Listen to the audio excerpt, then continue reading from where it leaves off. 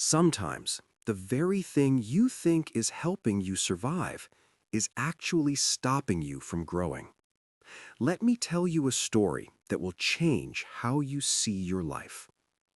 A teacher and his student were traveling through a forest on their way back to their village. It was getting late. The sun had already set and darkness had taken over. The student said, "Master, it's too dark now. We should stay somewhere nearby for the night." The teacher agreed.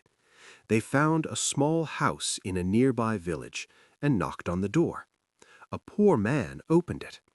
The teacher politely asked, "We were on our way, but it got late. Can we stay here for the night?" The man welcomed them inside. As they entered, the teacher noticed extreme poverty. There was barely anything in the house. So he asked, "What do you do for a living?" The man replied, "I own a lot of land." The teacher was surprised. "If you have land, why are you living like this?"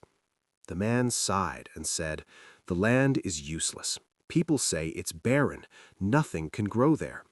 "So how do you survive?" the teacher asked. The man replied, "I have one buffalo. That's what keeps my family alive." That night, everyone went to sleep.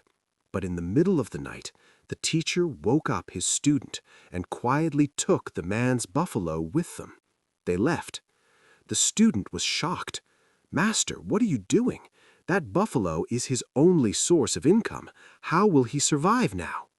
The teacher simply smiled and said nothing. Years passed. Almost 10 years later, the student had now become a great teacher himself. But he never forgot that night. He felt guilty. He thought, "My teacher did something wrong. I need to go back and see what happened to that man." So he returned to that village. But what he saw left him speechless. Where once was a broken hut, now stood a huge, beautiful house. And the barren land was now full of greenery, fruits, and crops. Just then, the owner of the house came out. The student recognized him. He said, "Do you remember me? I once came here with my teacher." The man smiled and said, "Yes, I remember, but you disappeared that night, and after that, my buffalo was gone." The student felt ashamed, but the man continued, "At that moment, I had no choice. I had to work on my land. I worked harder than ever before, and slowly crops started growing. Today, I am the richest man in this village." Hearing this, the student's eyes filled with tears. Finally, he understood. Sometimes what you think is your support is actually your limitation. Just like that buffalo.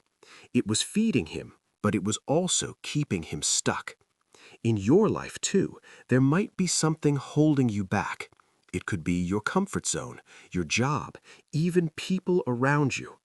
Ask yourself honestly, what is your buffalo?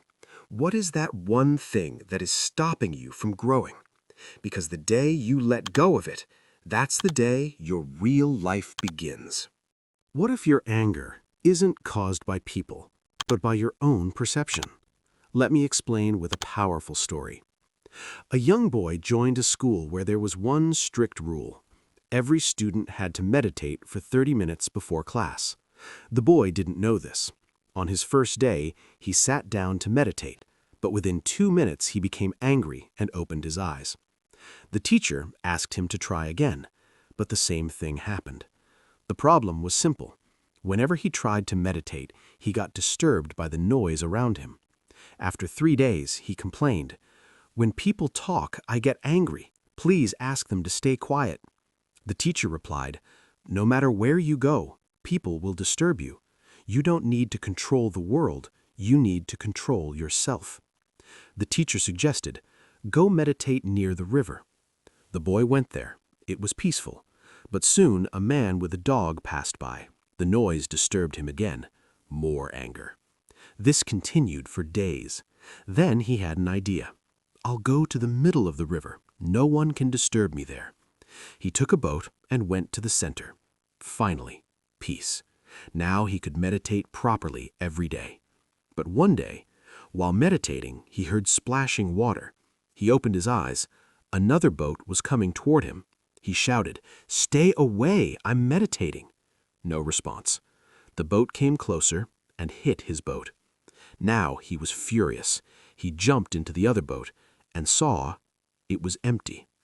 Instantly, his anger disappeared. Later, he learned that the boat had been tied to the shore, but strong wind and waves had pushed it into the river. No one was responsible. When he thought someone caused the problem, he got angry.